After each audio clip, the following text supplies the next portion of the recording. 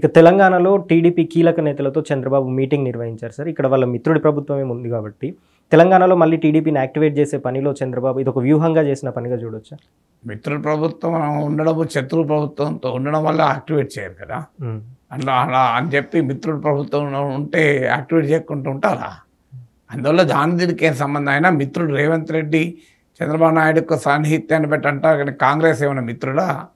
తెలుగుదేశం వాడి బీజేపీతో పొత్తుండగా తెలంగాణలో కాంగ్రెస్ ప్రభుత్వం ఉండే మిత్రుల ప్రభుత్వాన్ని ఎట్లా అనగలం? రేవంత్ రెడ్డి కాంగ్రెస్ నాయకుడు, మర్చిపోకూడదు కదా. వ్యక్తిగత సంబంధాలు ఉండడం వేరు, రాజకీయ సంబంధాలు ఉండడం వేరు. వ్యక్తిగత సంబంధాలు చంద్రబాబు నాయుడుకు మోడీకి బాగున్నాయా? కానీ మరి రాజకీయంగా కలవలేదా? వ్యక్తిగత సంబంధాల వల్ల ఆధారంగా రాజకీయాలు ఉండవు. రాజకీయాలు రాజకీయ సంబంధాల ఆధారంగా ఉంటే అలా అంటే షర్మిలకు రేవంత్ రెడ్డికి వ్యక్తిగత సంబంధాలు బాగున్నాయా? రేవంత్ రెడ్డి విమర్శిస్తూ షర్మిల మాట్లాడలేదు. ఇప్పుడు ఇద్దరు కలిసి కాంగ్రెస్ పార్టీలో లేరా? ఒకే వేదిక నుంచి ప్రచారం చేయలేదా? అందువల్ల పర్సనల్ రిలేషన్స్, పొలిటికల్ రిలేషన్స్ తేడా ఉంటాయి.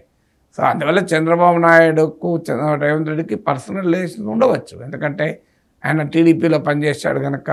చంద్రబాబు నాయుడుతో డిఫర్ అయ్యి ఆయన పార్టీ మారలేదు. తెలంగాణ ఏర్పడ్డాక తెలుగుదేశం పొలిటికల్గా ఇర్రెలవెంట్ అయినది కనుక ఆయన పార్టీ మారాడని గతంలో కూడా చెప్పాడు. సో అందువల్ల ఆ రకమైనటువంటి పర్సనల్ రిలేషన్స్ ఉండవచ్చు. పర్సనల్ రిలేషన్స్ ఉన్నంత మాత్రాన కాంగ్రెస్ ప్రభుత్వానికి తెలుగుదేశానికి సంబంధం ఉంటే మరి రేవంత్ రెడ్డి చెప్పి బీజేపీతో కలవకుండా ఆపాలి కదా. చంద్రబాబు నాయుడు ఆపలేకపోయాడు కదా. మరి చంద్రబాబు నాయుడు ఆపి మీరు బీజేపీతో కలవద్దు సార్ అని చెప్తే ఆగిందా? అందువల్ల అంత మిత్రుడైతే రేవంత్ రెడ్డి తెలుగుదేశం నుంచి పోతుంటే చంద్రబాబు నాయుడు ఆపలేకపోయిందా? నువ్వు పోకున్నావు మిత్రుడు అని ఆపిండా? అందువల్ల ఇవన్నీ మనం మీడియాలో చెప్పుకోవడానికి మాట్లాడే పాటలు.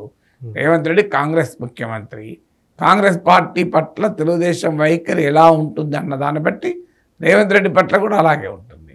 కానీ చాలా స్పష్టంగా 2014 నుంచి ఇప్పుడు పరిణామాలు చూస్తే తెలుగుదేశం రోజు రోజుకు తెలంగాణలో బలహీనపడుతూ వచ్చింది.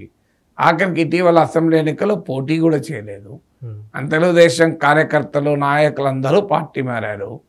ఆ రాష్ట్ర ఎమ్మెల్యేలుగా గెలిచిన వాళ్ళు పార్టీ మారారు. తెలుగుదేశం ఇంకా ఉనికి ఉందని నేను అనుకోను. అందువల్ల ఏమి చేసినా తెలంగాణలో తెలుగుదేశం మళ్ళీ పుంజుకునే అవకాశమే లేదు.